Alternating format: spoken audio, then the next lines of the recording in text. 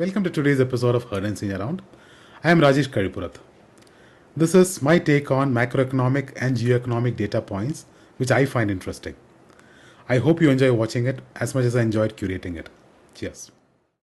The only thing that stops God from sending another flood is that the first one was useless.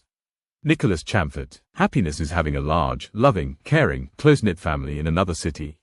George Burns. A compromise is the art of dividing a cake in such a way that everyone believes he has the biggest piece. Ludwig Erhard. I used to sell furniture for a living. The trouble was, it was my own. Les Dawson. A cynic is a man who, when he smells flowers, looks around for a coffin. H.L. Mencken. Gold is quietly staging a takeover of central bank walls. By end 2025, gold's share of global reserves jumped to 27%, overtaking US Treasuries at 22% and the euro at 15%.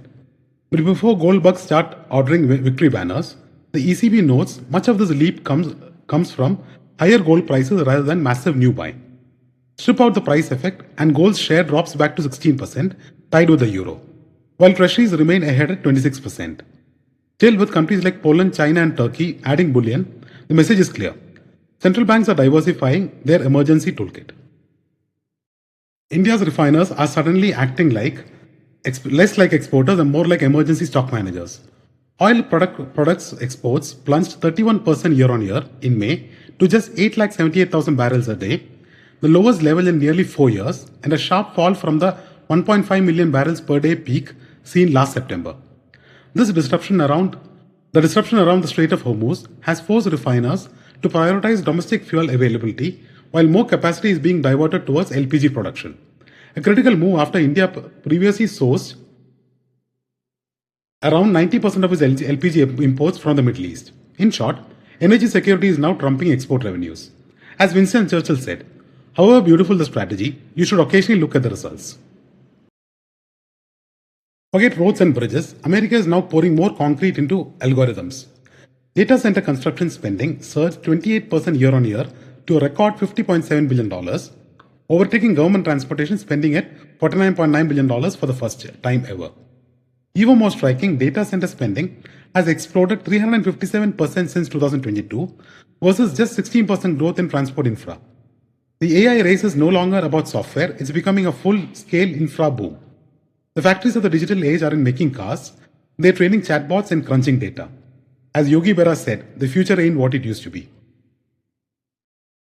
For years, critics said Indian stocks were running on valuation fumes. Not anymore. Over the last year, Indian equities fell 13% in USD terms, while earnings slipped just 3%, resulting in multiple contraction of 10%. Compare that with the US, where prices rose 26% against 12% earnings growth, driving 15% multiple expansion. The bigger picture is even more interesting. Since 2004, India's earnings have compounded at 7% annually, matching the US, while returns have closely tracked fundamentals. In other words, the post-COVID valuation excess has largely been wrung out, making the market look a lot less expensive than headline suggests. India's job market is sending a very 2026 message. Hire the bots, but slow down on hiring the people who build them. Overall, white-collar hiring barely grew at 1% year-on-year in May, with IT software down 7%, while AI ML roles surged 22%, GCC hiring rose 8%, and BPO ITES expanded 9%. The standout trend is clear.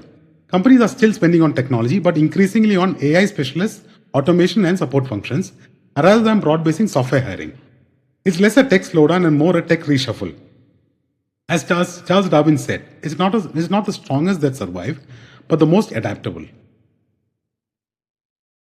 Alphabet isn't just raising capital, it's attempting the largest equity sale in history. At $80 billion, the deal would surpass even the much anticipated SpaceX IPO target and eclipse every previous equity raise on record. What's remarkable isn't just the size, it's the confidence. Companies usually raise this much when they are plugging holes. Alphabet is raising it from a position of strength, with investors seemingly willing to write enormous checks to fund its next phase of growth. The market's message is simple. When it comes to AI, scale is no longer a competitive advantage, it's the entry ticket.